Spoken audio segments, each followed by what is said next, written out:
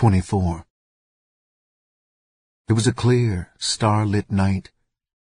Most of the traffic was gone. It was that in-between hour of the evening. When I got downtown, Stella was standing in front of Hudson's department store. When I blew my horn, she came running over, her black silk dress hugging her hips provocatively. Her eyes sparkled at the sight of me. "Oh, Johnny, I was so worried you changed your mind." She stepped into the car, displaying more class than I was accustomed to. I let my eyes run up and down her body slowly. It made her happy when I looked at her like that. She knew she was getting old, so I guess she figured she was losing her looks. The dress brought out her complexion, though, and when she smiled, it made her look 10 years younger. We stopped and had dinner at Harry's Supper Club before continuing on our way. When I pulled up in front of the church, I saw by my watch that I was 2 minutes early. I pulled her to me and kissed her. She complained happily, "Stop, Johnny, you're going to mess up my makeup." When a woman is really in love, she looks desirable, or maybe it was just the $20,000 I was about to get. Whatever it was, something made her look very good that night. I got out of the car and opened the door for her. She smiled her appreciation as she got out. So easy to make a woman in love happy. We walked into the church, hugged up tightly together. She was lying in my arm as though she had been made there. Preacher had to wave frantically at the organ player to stop him from belting out one of Jimmy Smith's latest numbers. Stella was too far gone to notice. The people sitting around the church played their parts well. Most of them were too drunk to know what was going on, while others thought it was the real deal going down. I glanced around and noticed one winehead holding his woman in her chair. She was too drunk to sit up by herself. I held my breath, prayed that it would end in a hurry, and rushed Stella towards the front of the church. If Stella had been black, she would have been hip immediately. But she had never been in a black church before, so whatever she saw was bound to look strange. The organ player began to play "Here Comes the Bride."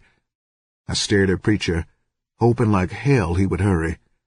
My stomach flipped over on me as though I was standing in front of a judge, getting ready to be sentenced on first degree. Preacher mumbled out the words, and I managed to get my yeses in at the right place. As soon as it was over, I kissed the bride. I let out a sigh of relief. One drunk came up and tried to kiss the bride, but I pushed him away. I didn't give a damn about him kissing her. I just didn't want her to smell that goddamn booze on his breath. I handed Preacher a fat envelope. "Here you go, Reb," I said. "Maybe this will help you get a larger church." He grinned and accepted the sealed envelope. "Good luck to both of you happy people. May you get what you both hope for." Stella was beaming with happiness. "Thank you, sir," she replied sweetly. Her face was full of joy, and for a moment I hated myself for the low-down trick I was getting ready to put on her. I glanced over my shoulder and saw one of the drunk-ass bitches trying to do a striptease. I damn near shit on myself until I saw someone pull her back down to her seat. After that, I didn't waste any time getting the hell out of there with Stella. She seemed to enjoy my dilemma. When we got outside, she acted like she wanted to go back in. "All I want to do is thank all the nice people for showing up," she said happily. "The hell with the nice people," I replied quickly. "They would have been here anyway. It's a church night." Again I held the door for her while she got in. A little more kindness wouldn't hurt a thing this late in the game. She gave me directions as I drove. When we got to the suburbs, it was like another world to me. No broken-down houses staring you in the face, everything neat and clean, the streets unlittered with tricks accosting every woman that walked past.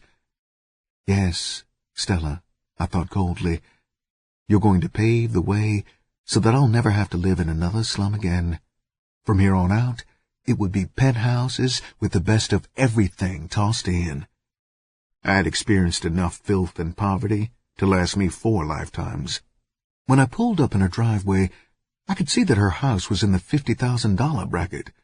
It was far more than just a modern ranch-type home with a beautiful lawn. There was enough room on her property to hold 10 inner-city homes, with room to spare. The inside of the house turned out to be just as beautiful. Wall-to-wall carpet, rooms big enough for a man to really live in. I felt good at the thought of all this being mine now, if I wanted it. But I had my cap set for bigger prey. This was just a beginning. Stella was just one more woman for me to use on my way to the top. Right then, I came face to face with myself. I didn't care for no one woman, black or white. They were all just stepping stones. Life had become a giant jungle for me, in which the coldest, most brutal animal won. To fight your way out of the quicksand of the slums, you had to be ruthless. Maybe Preacher was right when he said I was a man caught between two races, with neither one wanting me. If so, I didn't give a damn. I didn't need to be anyone or anything but me. Stella had everything prepared. "Here, honey," she said, and held out a champagne bottle for me to open. I took a towel and wrapped it around the cap and opened it without a pop.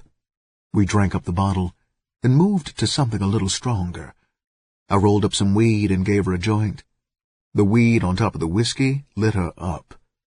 Before she got too high, she grinned at me and got up. "Here, honey, I want you to see I'm holding up my end of the deal."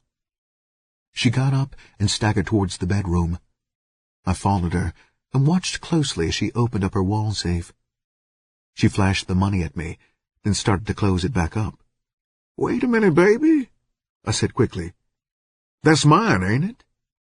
She nodded drunkenly. I removed the money and set it on the bed. It was the first time in my life I had ever seen so much money. I slowly counted it while she staggered out to refill our drinks. When she returned, I was drunk on power. Green power. I stacked the money on the dresser. Stella now wore only her slip. I caught her around the waist. If I hadn't known myself so well, I would have sworn I was in love. I pushed her down on the bed and pulled one of her straps loose, revealing one of her beautiful pink tits. I put my mouth over it and slowly ran my tongue up and down on the nipple until it became hard. I could feel my penis rearing like it was about to bust out of my pants. The money had excited me more than anything else in my life. I mounted her, with my pants still on, and rammed myself down into her. She caught her breath quickly, but loved it all at the same time. I took her roughly, pounding up and down in her until she moaned. When she reached up for me, I clutched her tightly in my arms and gave her the best $20,000 fuck I had ever given. We lay beside each other, breathing heavily. Soon her light snore came to me. I rolled over and stared down at her face. Gently, I kissed her cheek. I really liked Stella, but I couldn't allow my emotions to come between me and the bright lights. Playing heavy game was part of nature. I washed up, then came back and picked my money up and took it into the front room. I counted it again. When I finished, I wrote Stella a brief note, trying to say goodbye as gently as possible. This one small act of kindness was ruined for me as I thought of her waking up in the morning alone. When she found out she had lost her one opportunity to satisfy her sex drive, and that one fuck had cost her 20 grand, she would be one mad bitch. As I walked out the front door, uncontrollable laughter escaped from me. Mocking laughter, filled with bitterness and hate. After locking the money in my car trunk, I went back to the motel. I was filled with an intoxicating drug, stronger than drink, more pleasing than drugs, the ripening fruit of greed. If Boots was still at the motel, she would really find out what payback was all about. Boots met me at the door. "Get your bag, whore. I'm ready to ride out." Joy leaped in her eyes. She ran back in the room and came out with her bags and mine. I peeled rubber as I left the motel parking lot. Life was beginning to look sweeter and sweeter. I drove out to the city limits and pulled up in an all-night gas station to get the tank filled. While waiting, I made a phone call to Tony. One of his girls answered the phone. "Honey, I said he was taking a bath." and I don't think he wants to be disturbed." Her voice was low and polite. "Bitch!" I snarled into the receiver. "You tell him that this is Whoreson on the phone." I could hear her relaying the message to someone else in the room. Almost instantly, Tony's angry voice came over the line. "Whoreson, dig, baby. Don't play games with me." Before I could answer, he rushed on. "Listen, man, I don't give a fuck about that whore, but I do want you to return my money. You understand what I'm talking about? I can dig where you're coming from, baby, but having that funky bitch steal my bread is going too far." I laughed loudly. "I just called Tony to find out if you knew payback when you saw it. As you know, baby, the game ain't cop and blow. It's cop, block, and lock." I waited until he quit cursing. "I just want you to know, Tony, that I done blocked your game, copped your whore, and locked up your gold. Can you dig it, player?" His voice was deadly as he replied, but I ignored him and continued to laugh. "All that shit about killing a bitch when you catch her is bullshit, though I couldn't care less what you did to her. I just wanted you to really know, Tony, that I repaid you for what you did to me, and you can rest easy on the bitch's account, 'cause I'm going to fix her little red wagon too." "I ain't gonna never forget this," he yelled wildly. Then his voice changed, and he begged, "Just bring me my money back, Whoreson. That's all I want." "I don't want you to never forget it, Tony, and I don't want you to ever forget that I'm the one who did it to you, baby," I said harshly, and slammed the phone down on him. When I reached the car, Boots smiled hesitantly. "That was Tony, wasn't it?" she asked, a tremor in her voice revealing her fright. "He just got a taste of payback, baby," I replied as I started the car up. I gave the gas station attendant his money and pulled away from the pump. The stars were still bright as I hit the highway for New York.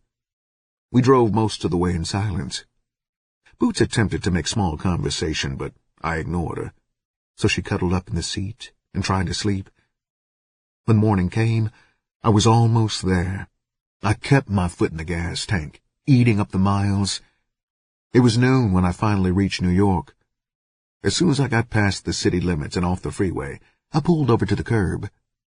Boots stared at me in surprise when I stopped. "This is the end of the road for you, bitch," I stated brutally. For a brief second, she just stared at me, too dumbfounded to understand what I meant. "What you mean? What you talking about, Daddy?" She stared around at the unfamiliar city. "Honey, you don't expect me to get out here?" Her features were frozen with disbelief. She stared more closely to see if I were joking. "Whoreson, you wouldn't do this to me, would you?" For an answer, I reached across her and opened the door. "It ain't about nothing, bitch," I replied. "Just a little payback." She shook her head mutely. She fumbled with her tiny purse and held it under my nose. "I ain't got a penny, Whoreson. I gave you every penny I had in this world, man." Her eyes filled with tears. "I'm asking you to please don't do this to me, Whoreson." Her voice was broken as she continued, "I don't know a soul in this goddamn city, man, and ain't got a dime to make a phone call with." I laughed mockingly in her face. "You don't know how sweet that is to my ears, Boots. The only regret I got now is that you ain't covered with gasoline so that I could have the pleasure of tossing a match on your funky ass." She stared at me, fighting for control. "Then you really mean to keep all that money that I gave you? You ain't gonna give me none of it, not even enough to rent me a room so I could work out of it and get myself together?" Her voice was beginning to get firmer, to take on a frosty chill I should have paid heed to. "A room?" I laughed. "Bitch, if you could buy a house for 1 nickel and had to get it from me, you wouldn't have enough to buy a doorknob on the back door." She didn't bother to answer. She reached over the seat and got her bags. She tossed them out on the ground, then leaned over and spit. Before I could react, she jumped out of the car. I removed my pocket handkerchief and wiped my face. As far as I was concerned, I had come out on top. I watched her in my mirror as I pulled away, standing on the curb, staring after me, her hands on her hips, until I lost her from sight.